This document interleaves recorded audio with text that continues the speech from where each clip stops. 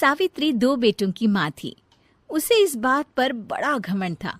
वो मानती थी कि बेटे घर की शान होते हैं। ये ले सावित्री, मिठाई खा, मेरे यहाँ पोती पैदा हुई है। ये सुनते ही सावित्री मुंह बना के कहती है, अरे तू तो लुट गई, बर्बाद हो गई, तेरे यहाँ लड़की पैदा हो गई। अरे तू ऐसा क्यों कह रही है? मैं तो बहुत खुश हूँ। अरे जब तेरी पोती के पीछे तुझे खर्चे पर खर्चे करने पड़ेंगे ना, तब ये तेरी सारी खुशी गम में बदल जाएगी। पहले लड़की की पढ़ाई लिखाई का खर्चा, फिर उसकी शादी का खर्चा। अरे आजकल की शादियाँ कितनी महंगी हो गई है। गहने बनाओ, लाखों रुपए पानी की तरह बह जाते हैं। लड़कियाँ तो सिर्फ खर्चा करवाने के लिए ही पैदा होती हैं। इस तरह लड़कियों के प्रति अपने विचार व्यक्त करते हुए सावित्री ममता को लंबा चौड़ा भाषण देके चली जाती है। अब तो आप लोग इस कहानी में सावित्री देवी का पात्र अच्छी तरह समझ ही गए होंगे। कुछ समय बाद सावित्री की बड़ी बहू भी एक लड़की को जन्म देती है। फिर क्या था, सावित्री पूरा आसमान सर पर उठा लेती है। हे भगवान, ये तू मुझसे किस जन्म का बदला ले रहा है? अरे मैं तो मंदिर में रोज आकर तुझसे कहती तो थी कि मुझे एक पोता चाहिए, और तूने मुझे पोती दे दी।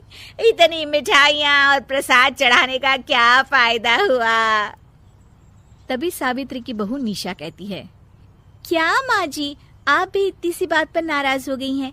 देखिए तो आपकी पोती कितनी सुंदर है, बिल्कुल आप पर गई है। अरे चुप कर, तुझे 9 महीने इतने महंगे महंगे काजू बादाम फल फ्रूट खिलाने का फायदा क्या हुआ? मेरे तो सारे पैसे बर्बाद हो गए।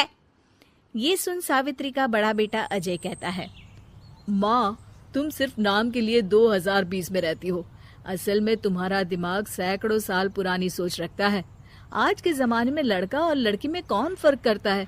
मैं तो बहुत खुश हूँ कि भगवान ने मुझे लक्ष्मी के रूप में बेटी दी है। लेकिन सावित्री पर अजय की बातों का कोई असर नहीं होता। नालायक, अपनी पत्नी की जबान बोल रहा है। मेरा बड़ा बेटा तो हाथ से गया। लेकिन सावित्री देवी हार मानने वाली नहीं थी। वो पोते की चाह में अपने छोटे बेटे विजय की शादी करवा देती है। कुछ समय बाद आखिरकार वो दिन आ ही जाता है जब सावित्री की छोटी बहू गर्भवती हो जाती है। सावित्री इतनी खुश हो जाती है कि वो बच्चे के जन्म से पहले ही सारे मोहल्ले में ढिंढोरा पीटने लगती है। ये क्या सावित्री, तू तो पोते के जन्म से पहले ही मिठाई बांट रही है। पहले पोता पैदा तो होने दे, और फिर क्या पता अगर पोते की जगह पोती पैदा हो गई तो। ये सुन सावित्री चिढ़ जाती है। अरे अपनी काली जबान मत चला, मेरी मिठाई खा के मेरा ही बुरा सोच रही है। बड़ी आई, ला मेरी मिठाई वापस कर। देख लेना, इस बार मेरे यहाँ पोता पैदा होगा, पोता। लेकिन ठीक इसका उल्टा होता है। सावित्री की छोटी बहू भी एक लड़की को जन्म देती है। सावित्री फिर से रोना धोना शुरू कर देती है और अपनी छोटी बहू को कोसते हुए भला बुरा कहने लगती है। देखते ही देखते ये सावित्री की रोज की आदत हो जाती है।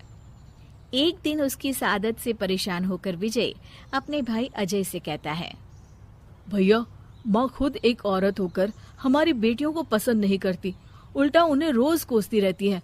मुझे माँ की यह आदत बिल्कुल पसंद नहीं आती। अरे तू ठीक कहता है, मैं भी अब माँ से तंग आ गया हूँ। अच्छा, तो अब तुम दोनों इस तरह पीठ पीछे मेरी बुराई भी करने लग गए हो? नहीं माँ, हम चाहते हैं कि घर में शांति बनी रहे। हमें हमारी बेटियाँ बहुत प्यारी है। मैं नहीं चाहता कि वह तुम्हारे ताने सुन सुन कर बड़ी हो, और इसीलिए हम दोनों ये घर छोड़कर चले जाएंगे। हाँ माँ, मैं भैया की बात से सहमत हूँ। जब तुम इस घर में अकेली रहोगी तब तुम्हें अपनों की कीमत का एहसास होगा। अपने दोनों बेटों के मुंह से अपनी माँ के लिए इतने कठोर शब्द सुन सावित्री भावुक और रुआंसी होकर कहती है, क्या सच में तुम दोनों मुझे इस घर में अकेली छोड़कर चले जाओगे? हाँ माँ। हाँ माँ, अब पानी सर के ऊपर जा चुका है। मैं तुम दोनों के बिना नहीं रह सकती। अपनी सास के आंसू देख अजय और विजय की पत्नी अपने पतियों से लड़ पड़ती है। अरे जिसे जाना है वो जाए, मैं माँ जी को छोड़कर कहीं नहीं जाने वाली। भाभी, आप ये क्या कह रही हैं? वही जो तुम सुन रहे हो। दीदी बिल्कुल सही कह रही है। हम बेटियों के संस्कार हमें सिखाते हैं कि सास माँ समान नहीं बल्कि माँ ही होती है और उस माँ की जिंदगी भर सेवा की जाती है। बेटे अपना फर्ज भूल सकते हैं, लेकिन बेटियां नहीं। आप दोनों शौक से जा सकते हैं। माँ जी, हम दोनों के रहते आपको किसी बात की फिक्र करने की जरूरत नहीं।